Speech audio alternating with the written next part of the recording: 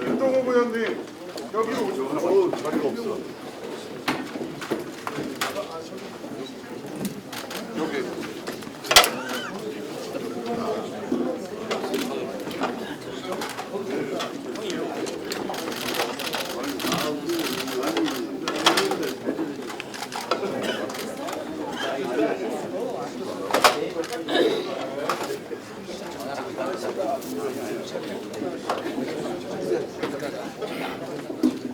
세 번째 민심경청 최고위원회에 있는 1000만 시민과 함께 세계와 함께하는 서울특별시를 찾았습니다. 추미애 당대표의 개회선언으로 더불어민주당 제106차 최고위원회의를 시작하겠습니다. 네, 제106차 최고위원회의를 개회합니다. 추미애 당대표의 발언이 있겠습니다.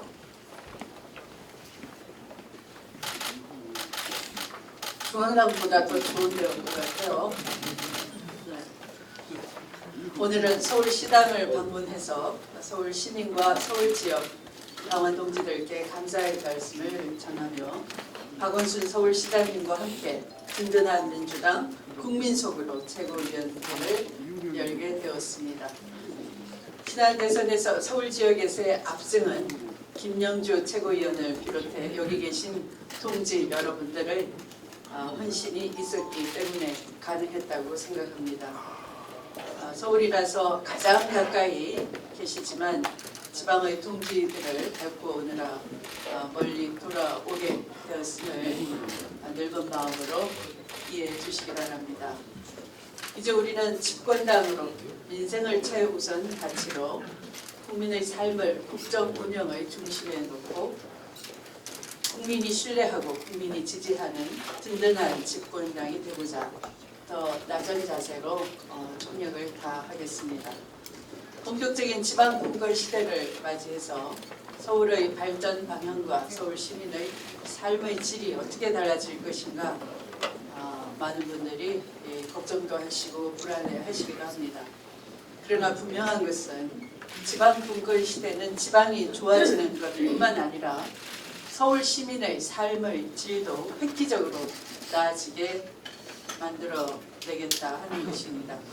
민주당과 문재인 정부는 서울 시민께 약속드린 대선 공약을 지키기 위해 박원순 서울시장님과 협력해서 최선의 노력을 다하겠습니다. 문재인 대통령께서 약속한 광화문 대통령 시대를 서울 시민과 함께 열어가겠습니다. 단순히 집무실을 옮기는 그런 차원이 아니라 광화문과 경복궁, 청와대와 용산공원을 연결하는 도심 재구조화 사업이 이루어지게 될 것입니다. 지하철도 단계적으로 급행화를 확대해서 출퇴근 시간을 획기적으로 단축해 나갈 것입니다. 서울시의 오랜 수건인 65세 이상 무임승차분에 대한 중앙정부 지원도 적극적으로 검토해서 지하철 공사의 만성적인 적자 해결에도 기여를 하게 할 것입니다. 권역별 특화된 도심 산업을 활성화시켜서 서울형 일자리를 창출하는 데에도 중앙정부의 지원을 아끼지 않도록 당정 협의를 강화해 나가겠습니다. 지난 대선 가장 많은 관심을 받았던 도시재생 뉴딜 사업을 본격적으로 조속히 추진해 나갈 수 있도록 관계부처와 협력을 추진할 것입니다.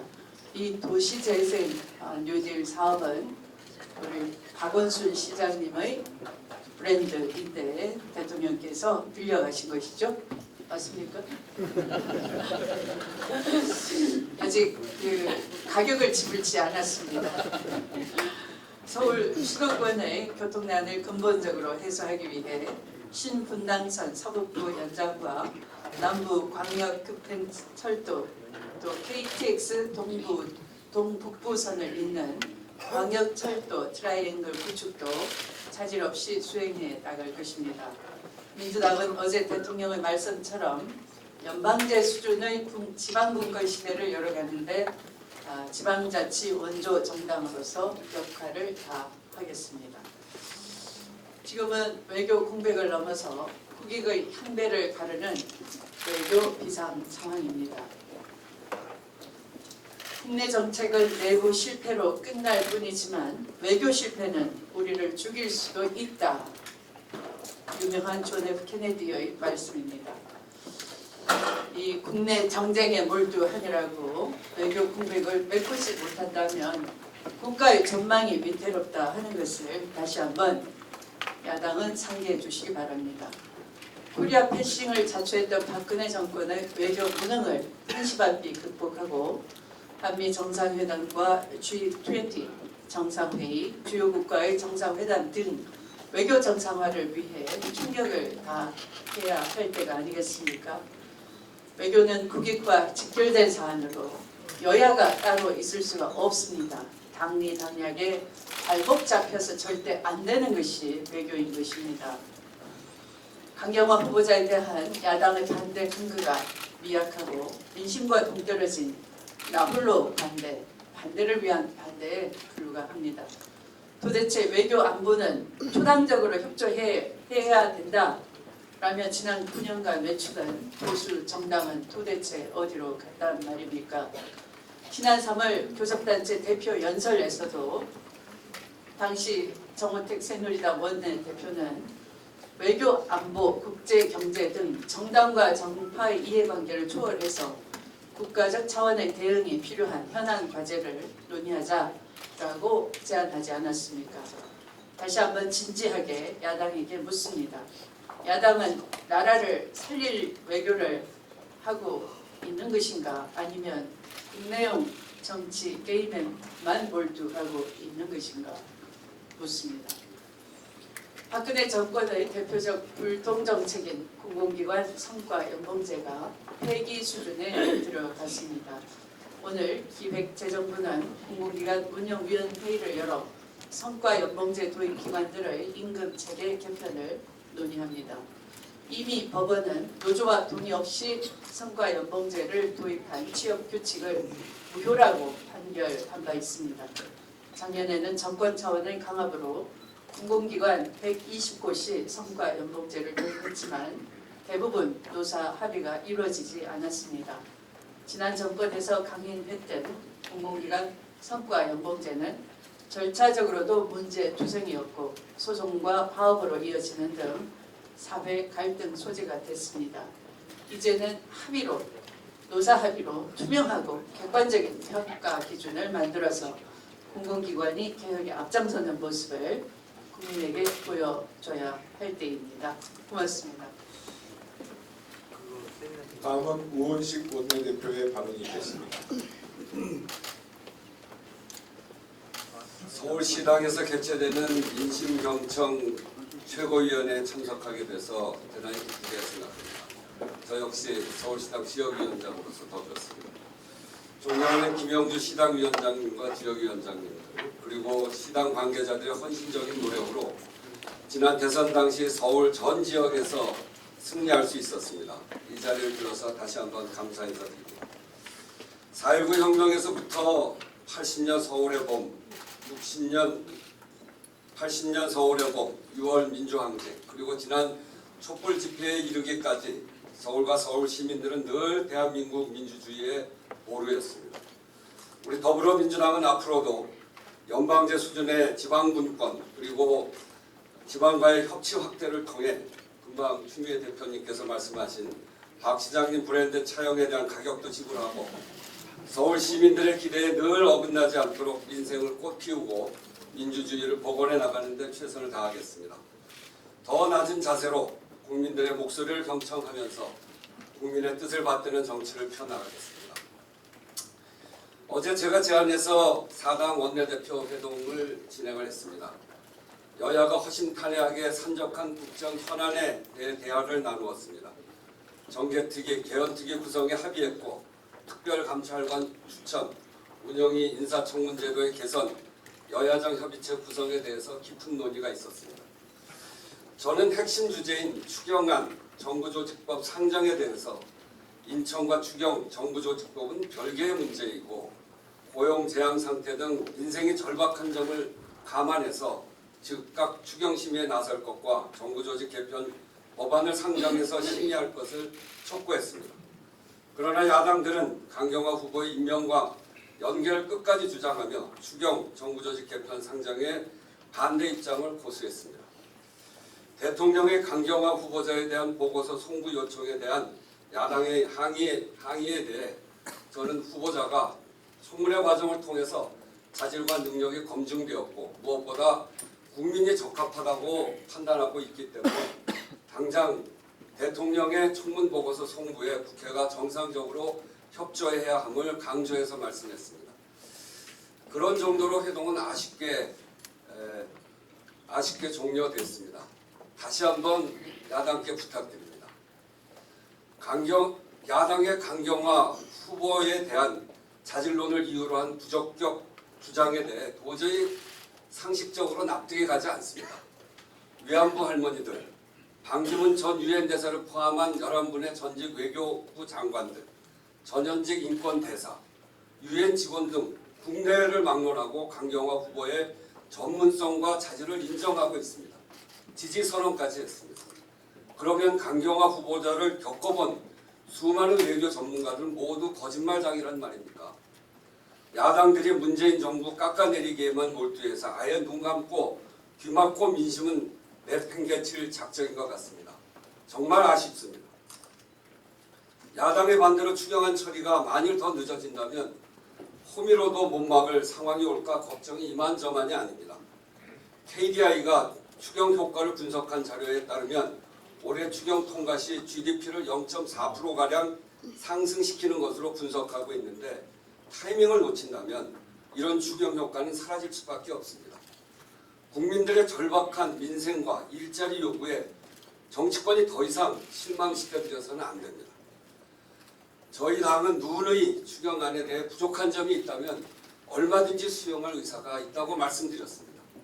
야당이 만일 일자리 추경 취지에 맞는 제안을 하신다면 얼마든지 수용할 테니 국회 일정에 합의하시자는 말씀을 입이 닳는 각오로 다시 한번 말씀드리겠습니다. 어제도 여야가 진정한 협치의 성과를 거두지 못했습니다만 저는 동트기 전 새벽 직전이라는 믿음으로 반드시 추경안 정부조직법 처리 노력을 계속 이어가겠습니다. 서울대병원이 고 백남기 농민의 사인을 외인사로 바로 잡았습니다. 사필 규정입니다. 고인의 존엄과 명예회복의 첫걸음을 떼기까지 무려 263일이나 걸렸습니다. 국가폭력에 의해 소중한 가족을 잃고 사망신고도 하지 못한 채 오랜 시간 진실을 위해 싸운 유가족들에게 다시 한번 깊은 위로의 말씀을 드립니다. 제대로 된 진상규명은 이제부터 시작입니다. 사건 발생 이후 581일이나 지났지만 과잉 진압 의혹과 관련된 제대로 된 조사와 책임자에 대한 규명과 처벌이 제대로 이루어지지 않았습니다. 지난해 백남기 농민 청문회에서 위증 혐의로 고발된 강신명 전 청장, 구은수 전 서울청장, 여기에 대한 검찰 수사도 전혀 진척이 없습니다. 경찰의 과잉 진압, 서울대병원의 사인 은폐, 검찰의 미온적 수사 등 해결해야 될 과제가 너무나 많습니다. 백남기 농민 사인 정정부터 진상규명 절차가 시작되어야 합니다. 외인사를 서울대병원이 인정한 만큼 관련자 조사와 정치적 외압 여부 등을 밝혀 유가족과 고인에 대한 명예회복이 반드시 이루어져야 합니다. 또한 이번 기회를 통해 반드시 경찰은 스스로 철저한 자기반성과 책임있는 처리를 통해 인권경찰로 거듭나지 않으면 국민 신뢰를 회복할 길은 더욱 멀어진다는 사실을 명심해야 할 것입니다. 한 말씀 더 드리겠습니다. 새누리당 서울시당 위원장의 문재인 대통령에 대한 막말은 국민에 대한 모독입니다. 어제 자유한국당 서울시당 위원장이 문재인 대통령에게 해서는 안 되는 막말을 했습니다. 제1당의 서울시당 개소식이라는 공식 행사에서 대통령을 상대가 아주 나쁜 놈이기 때문에 깡패 같은 놈은 나쁜 놈이다, 이런 놈들을 상대해서 점잖게 나가다가는 나락거리 안 된다, 이렇게 이야기했습니다. 있을 수 있는 이야기입니까? 제1야당의 시정잡배 수준의 막말에 제 눈과 귀를 의심하지 않을 수 없는 경악스러운 사건입니다. 이번 막말은 결코 묵과할 수 없는 그런 일입니다. 국민의 지지를 받고 당선된 현직 대통령에 대한 전면적 부정이고 국민에 대한 모독입니다. 자유한국당이 이런 막말에 대해 진상 파악과 함께 해당 발언자에 대한 합당한 조치를 해줄 것을 요구하고, 그리고 이런 요구는 국민의 이름으로 요구합니다. 또한 국민에 대한 즉각적인 사죄를 해야 합니다. 만약 아무런 조치를 하지 않으면 제1야당이 시정잡배 막말 수준의 생각을 가지고 있는 막말 정당이라고 규정할 수밖에 없다라고 하는 것을 다시 한번 경고합니다. 이상입니다. 김영주 서울시당 위원장의 발언이 있겠습니다.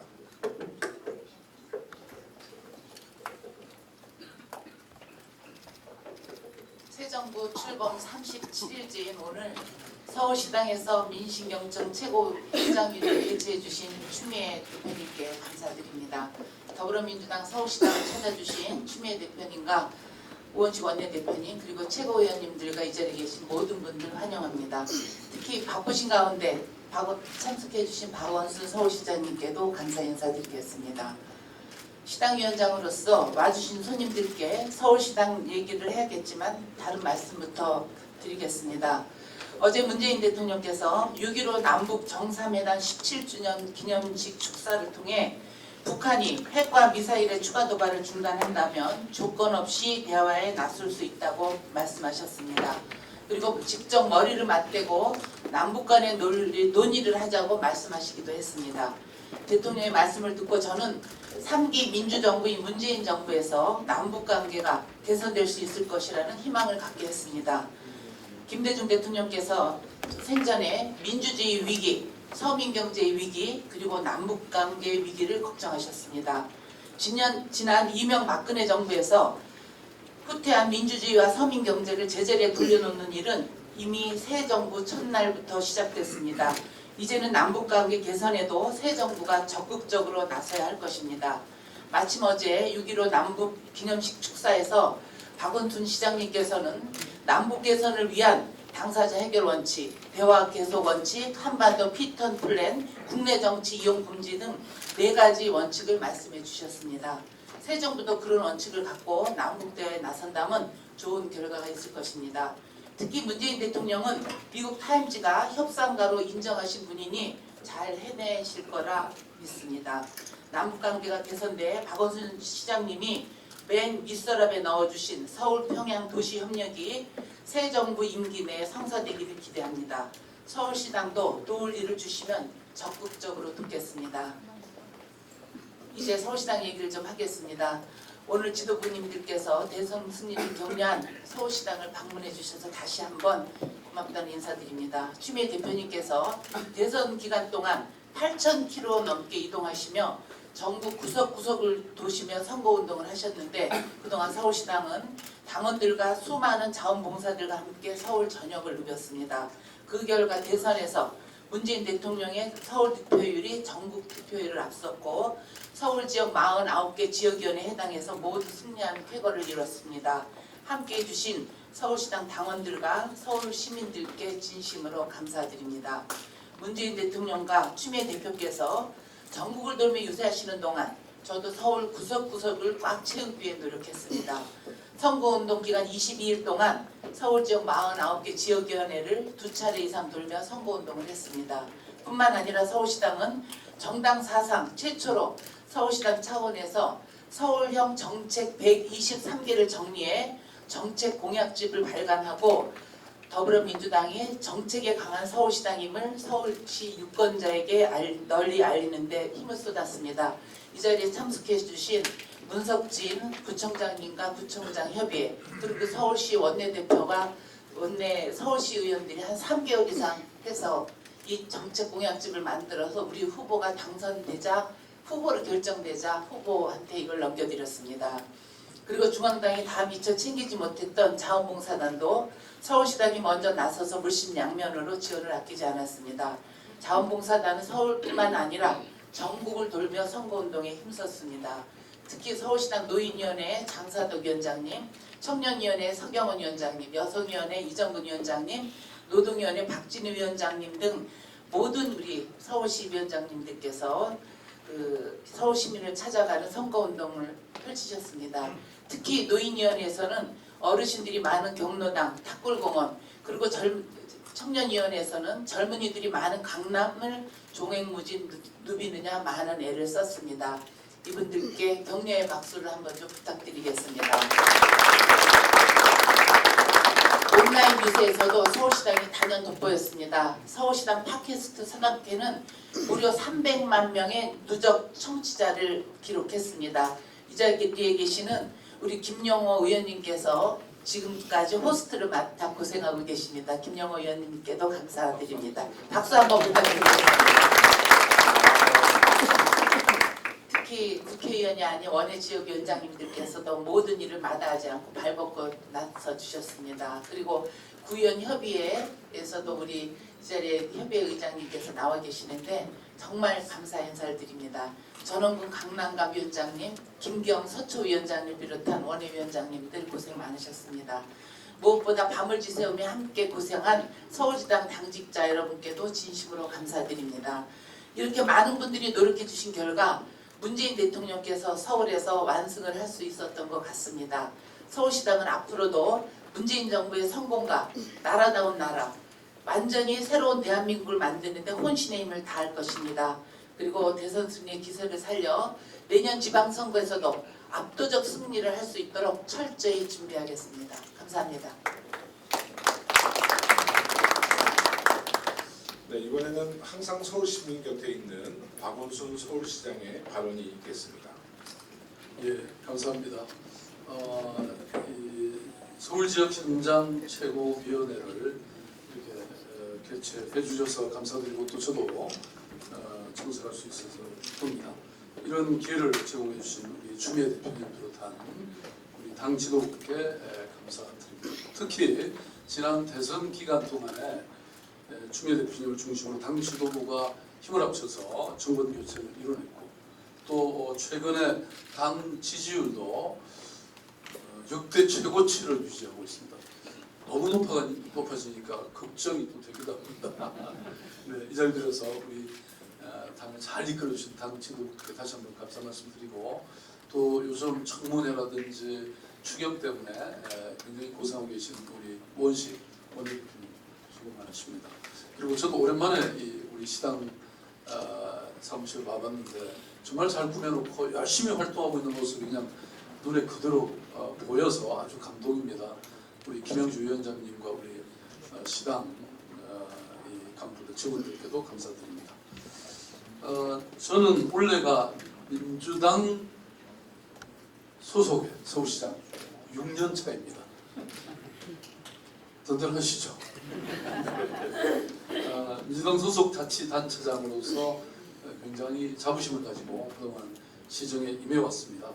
그동안 여러분 보셨죠? 또 두 분 대표님과 원내대표님 말씀해 주셨지만 서울시에 긍정된 여러 정책들이 새 정부의 핵심 동력이 될 것으로 저는 확신합니다.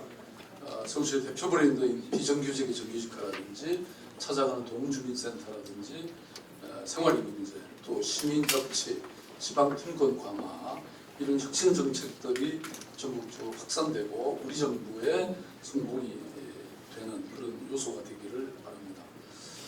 그리고 또 아까 대표님이 말씀하셨지만 문재인 대통령께서 선언하신 광화문 대통령 시대 이것도 저희 서울시 입장에서 철저히 준비하고 지원해드려서 반드시 이루어질 수 있도록 힘을 합치겠습니다. 그리고 또 추미애 대표님이 말씀해주신